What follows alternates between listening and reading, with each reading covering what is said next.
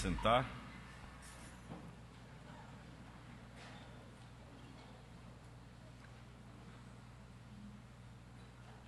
Na terra de Israel, especificamente em Jerusalém e nos arredores da cidade, no perímetro da grande Jerusalém, se podemos chamar assim, há algumas experiências que são vividas e que se tornam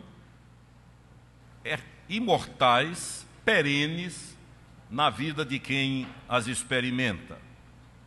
Uma delas é fazer este caminho, ir da cidade velha, da velha senhora, caminhando sem pressa na direção de Emaús, a pequena vila que estava muito próxima da cidade santa. E a memória vai trabalhando, fatos vão sendo recordados, passagens bíblicas começam a saltar à mente, você quase que visualiza coisas pelo poder da imaginação fertilizada, enriquecida, engravidada, por estar ali, naquele espaço, pisando aquele solo, que do ponto de vista espiritual é um solo como qualquer outro, mas é carregado de história, de memória, de registros, de fatos, de acontecimentos que, saindo dali, influenciaram toda a história, toda a humanidade, todas as civilizações, todos os povos, vidas, indivíduos, cidades, nações, etnias, tudo partindo daquele lugar. Naqueles dias a cidade regurgitava de gente. Havia judeus vindo do mundo inteiro,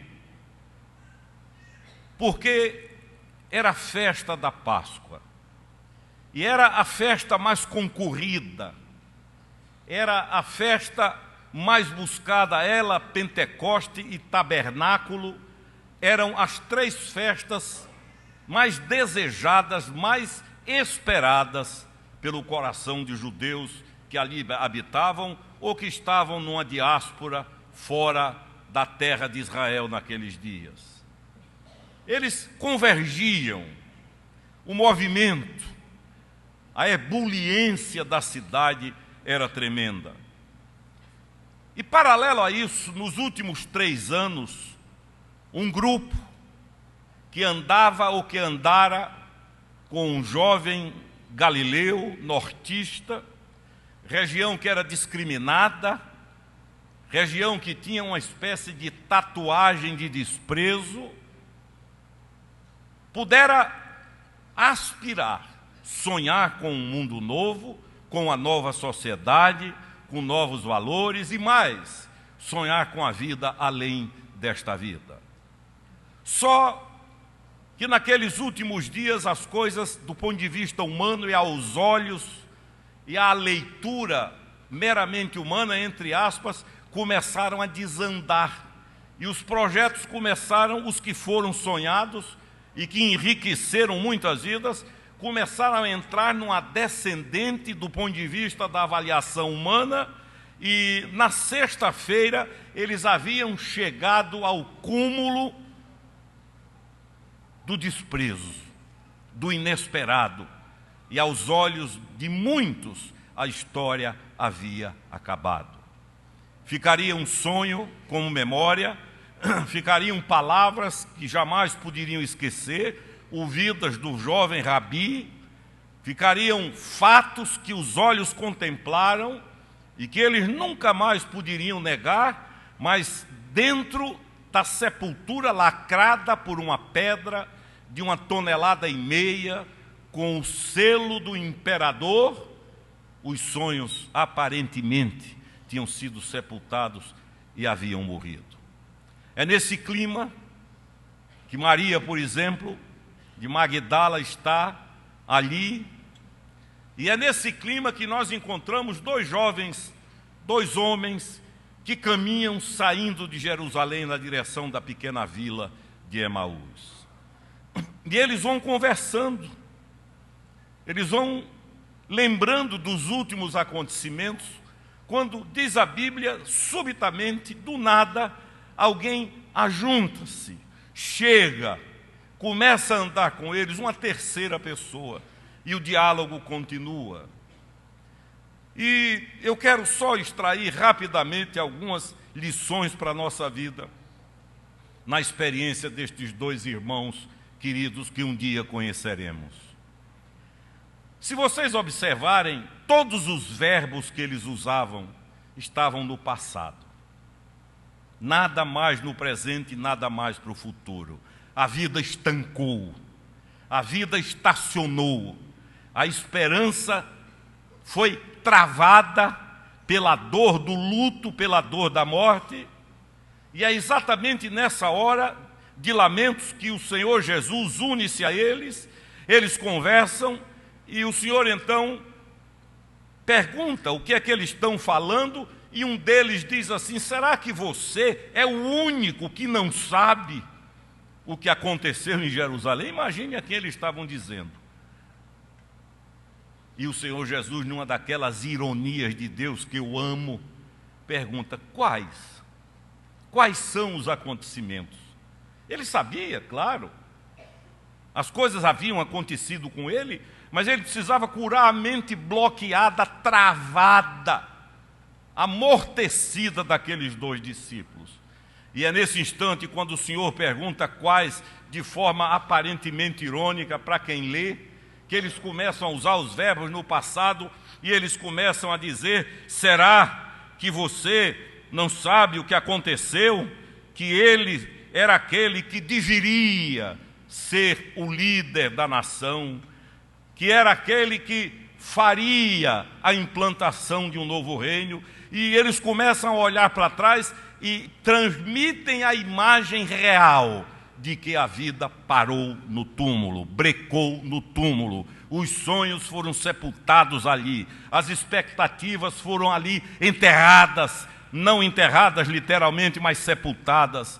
Ali eles mostram, com esses verbos, no tempo que usam, que o que era bom ficou para trás, o que era ideal ficou para trás, que as expectativas que engravidaram a alma, que gestaram a mente, haviam todas abruptamente sido encerradas. E quantas vezes nós vivemos ainda hoje esta mesma experiência? Porque a dor trava sonhos, a dor impede que os olhos façam uma leitura sadia da vida, o luto, a separação, a morte, como eu tenho dito, um diagnóstico, algo que provoca um choque tão grande, um engano, uma decepção, uma traição, provoca um abalo de alma tão grande que a mente estaciona, para, trava, e essas pessoas tornam-se aquele tipo de gente que começa a viver a vida olhando para trás, porque o presente já não tem nada a dizer, o futuro é assombroso, e tudo que é de bom ficou para trás, e elas andam olhando para trás. E gente assim usa o verbo do passado. É nesse instante, queridos, que o Senhor Jesus começa a explicar a palavra de Deus. Esses dois tiveram o privilégio, como diz o Dr. Russell Shedd, de aprender a palavra com a palavra encarnada. Foram os alunos da ressurreição. Quem dá aula de Bíblia a eles é a própria Bíblia encarnada. Quem ensina, quem ministra, quem mostra a verdade a eles é o Verbo que se fez carne e habitou entre nós, como diz João, e vimos a sua glória, glória como do unigênito do Pai. Eles estão tendo uma aula especial, mas não reconhecem o impacto da dor, a tristeza, a frustração, os sonhos sepultados são de tal forma agressivos.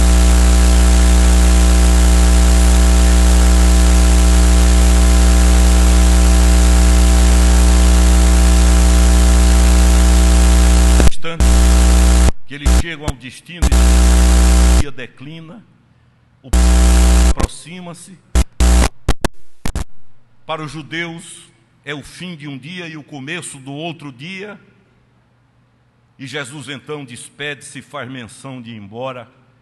E um deles diz assim: o dia declina, vem, entra, ceia conosco, pousa aqui. E diz a Bíblia que o Senhor entrou, conversou com eles, jantou com eles. E foi aí, num momento qualquer da janta, sem nenhuma liturgia, sem nada especial, sem nada programado, mas no simples ato de comer juntos, que ele, no partir do pão, torna-se conhecido. É ele. Olha o jeito que ele parte o pão, olha o jeitinho que ele pegou o pão. Era assim que ele fazia. E os olhos se abrem, e eles então percebem que o Senhor está vivo. Hoje muitos de vocês, 83 de vocês serão confirmados como membros da Catedral da Reconciliação. E o que menos meu coração deseja é que seja só uma estatística. A minha oração é que nessa caminhada, cada um tendo as suas dores, as dores da própria história, cada um tendo as suas memórias agônicas, cada um vivendo a sua trajetória, que todos vocês, e por que não todos nós, em algum momento dessa caminhada, tenhamos os olhos abertos e vejamos quem está conosco, quem está ao nosso lado. O que nós precisamos aprender, de uma vez por todas, é a ver além da visão. Quando o doutor Caio, pai do pastor Caio, cegou, ironicamente Deus usou na cura de muitos cegos, mas ele morreu com 100% de um olho perdido e o outro só com 10%. E eu lembro que um dia o filho olhou para ele e disse: papai, que pena, o senhor perdeu a visão. E o velho respondeu e disse: não, meu filho, você está muito enganado, eu perdi só a vista, a visão continua. Melhor do que antes, mais forte do que antes. Muitas vezes, do ponto de vista da visão oftalmológica, do ver, nós estamos bem, vemos bem, lemos com facilidade, mas mesmo sendo pessoas que creem no Senhor, ainda não estamos com a visão totalmente aberta, e por isso nos angustiamos, por isso perdemos o sono, por isso entramos em tribulação, por isso a paz desaparece, por isso a ansiedade encharca a alma, por isso o medo, a insegurança, por isso as incertezas, por isso os temores, por isso a esperança começa a definhar, as coisas começam a serem derrubadas na nossa vida, porque temos vista, mas não temos visão. O Senhor Jesus curou um cego, cego de nascença. Eu gosto desse texto. E aí ele cura o indivíduo e pergunta: está vendo o quê? E o rapaz diz: estou vendo os homens como árvores. Jesus deve ter pensado: tem alguma coisa errada. Ainda falta, porque quem vê gente como árvore não está vendo. Pode até ver do ponto de vista da visão física, orgânica. E diz a Bíblia que o Senhor dá o segundo toque, e no segundo toque ele passa a ver gente como gente. Nós somos filhos de Deus, cremos no Senhor Jesus, mas há muitos de nós que precisamos do segundo toque, para que vejamos a verdade de que não estamos sós no caminho de Emaús, de que o Senhor chegou, está junto. Se não houver esse segundo toque, se as escamas não forem arrancadas, nós iremos usar os verbos sempre no passado. O que foi bom passou, o que foi bom ficou para trás. Ah, minha vida era assim, foi assim. Já contei aqui a história de duas mulheres amigas que só falavam uma para a outra de desgraça. Passavam 2 horas falando de desgraça. Aí uma foi curada, a amizade acabou. Porque a que foi curada não aguentava mais ouvir desgraça. E a que estava só ainda mergulhada na desgraça não aguentava, porque quem vive na lama não gosta de ouvir sobre limpeza. O que o Senhor quer, e eu me dirijo a todos, mais especificamente aos confirmandos, é mostrar a todos nós, queridos, que nós não nos reunimos aqui para dissecar a liturgia. Isso tem seu valor, para ter veste, não é nada disso, isso faz parte de uma organização institucional. O Senhor está aqui para que tenhamos a certeza na vida que não estamos sós no caminho. Em algum momento, esta revelação vai acontecer. Você vai olhar para trás e dizer: Ele estava comigo o tempo inteiro e eu não notei. O que nós precisamos é dar vez, me permitam a expressão, dar vez ao Senhor Jesus. Então, concluindo, quem nos comprou jamais nos deixará sozinhos. O Senhor já se faz tarde, entra, dorme aqui. E ele entrou. Há um velho hino da minha infância, cuja letra diz: divino companheiro, no caminho de Emaús. É um dos hinos mais lindos que eu já ouvi e nunca esqueci. Minha mãe amava esse hino. Já se faz tarde, entra, fica, Senhor, conosco.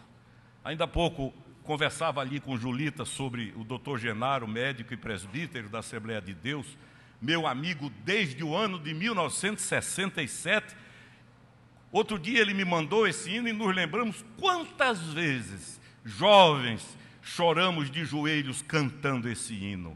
Fica, Senhor, conosco. Esse outro que diz: fala a Deus, toca-me com brasas do altar. Meus irmãos, nós não estamos sozinhos. Ele caminha conosco. Onde quer que nós estejamos, nas situações mais difíceis, vocês que hoje serão confirmados, só serão confirmados porque Ele tem caminhado com vocês.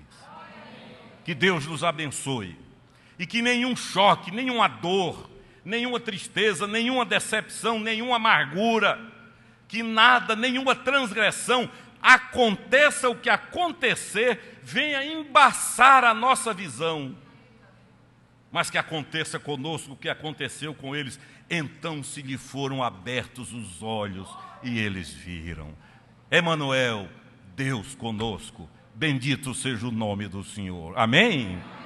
Vamos cantar um louvor, bendizer esse que está aqui, conosco e entre nós, não apenas em nós, mas conosco, no caminho. Eu conheci um pastor em Niterói. Foi um dos homens que mais me influenciaram na juventude, pastor Samuel Chagas, um pregador extraordinário, pastor da Igreja Batista do Calvário. E Samuel viveu uma experiência ímpar. Ele saiu para visitar uma pessoa e precisava atravessar uma rua, uma viela muito escura, perigosa, numa região de gangues. E antes de entrar naquela rua, ele orou e entrou. De repente, um moço, um jovem, como qualquer jovem, chegou perto, começou a conversar com ele, e foi uma conversa bonita, gostosa, agradável, e ele me disse: Alexandre, quando eu menos esperei, chegou o fim da rua, e o rapaz foi embora, e eu disse: mas não era bom que essa rua fosse mais comprida? Ele disse: só depois a ficha caiu, que Deus havia enviado um anjo para estar comigo ali. A gente pensa que vai ver anjo com asa, isso tudo é invenção de consumo. É por isso que a Bíblia diz que muitos receberam anjos em sua casa e não perceberam. Queridos, se há uma coisa que me conforta a alma, é saber que Ele anda comigo. Quando eu não puder andar, Ele me leva no braço. E mesmo nas horas que eu não tenho a dignidade para andar com Ele, Ele não desiste. Ele vai. E conosco irá até a eternidade. Amém? Vamos cantar um louvor e que você saia daqui hoje à noite, sabendo que pode olhar para o Senhor e dizer: entra, fica, Senhor, comigo. Já se faz tarde, o dia declina. Que Ele nos abençoe.